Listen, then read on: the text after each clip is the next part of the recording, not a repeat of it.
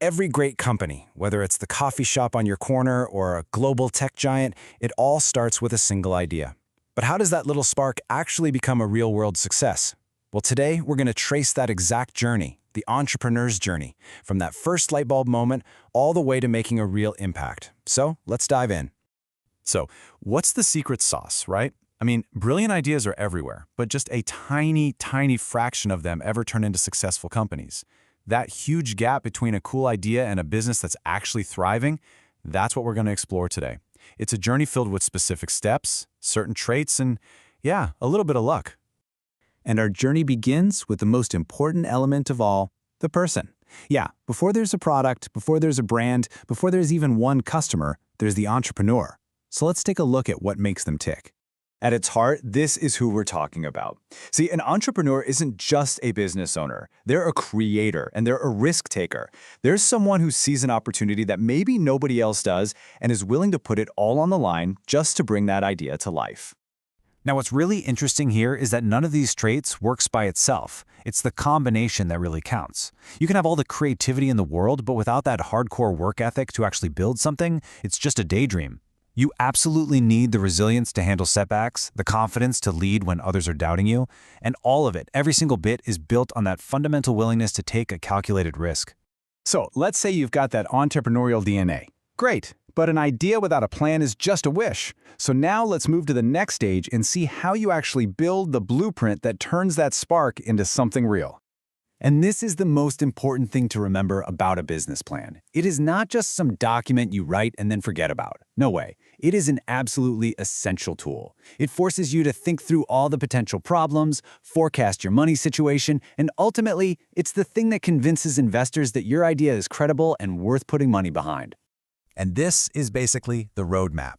You start with your core idea. What are you actually providing? Then you figure out exactly who your customers are. Who are you serving? From there, you get into the numbers, projecting your sales, your costs, and that all-important cash flow. And finally, you outline your strategy, how you're going to reach your market, and where the money's going to come from. See? Each step just builds on the last one. All right, so you've got a solid plan, you've had some early success, so what's the next question on every founder's mind?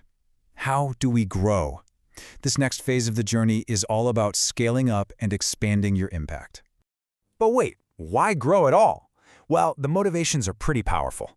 It's about increasing profits for sure, but it's also about grabbing more market share and achieving something called economies of scale. That's really just a fancy way of saying the bigger you get, the cheaper it becomes to produce each item, which boosts your profits.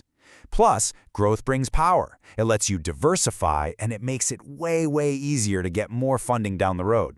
Now, businesses usually take one of two main paths here. You've got internal or organic growth. That's about building from within. Think of Apple opening new stores in China, or Google just creating a brand new product like Maps. The other path is external growth, which is all about mergers or acquisitions. That could be vertical, like an ice cream maker buying a dairy farm, or horizontal, where they just merge with another ice cream company. Two very different strategies for getting bigger. This seems like it should be a simple question, right? But the answer can be surprisingly tricky. What does it actually mean for a business to be big?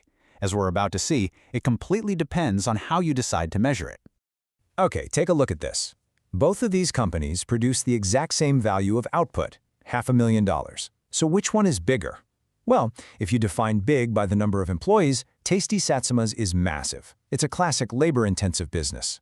But if you measure by the amount of money invested in it, the capital, then Futuristic Microchips is 5 times larger.